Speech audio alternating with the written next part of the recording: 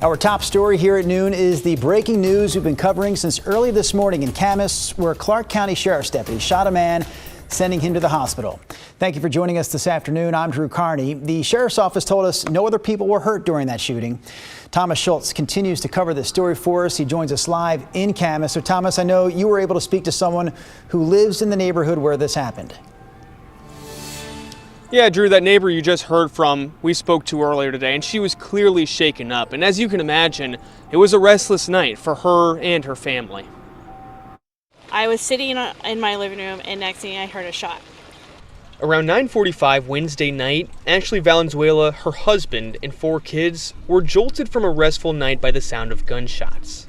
My kids thought fireworks. I said, no, that's not fireworks. Just a couple houses down, the Clark County Sheriff's Office says shots were fired. For the next half hour, gunfire continued.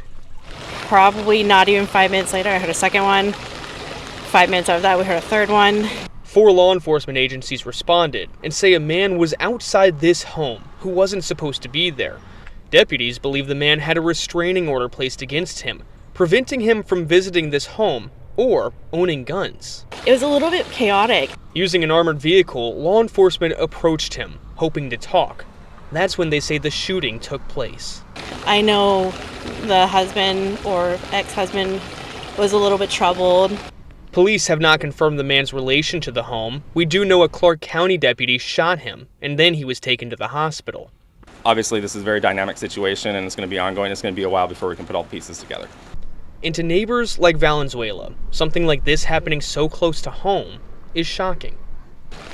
Like I said, I've lived here for my whole life, and this isn't Camas.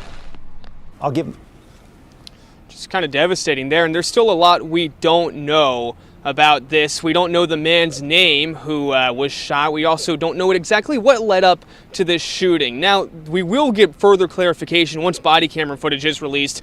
The Washington State Patrol says they don't know when that's going to be released just yet either. Now, as for the deputy who did fire their gun, they've been placed on paid administrative leave. That's standard protocol in situations like this one. Drew?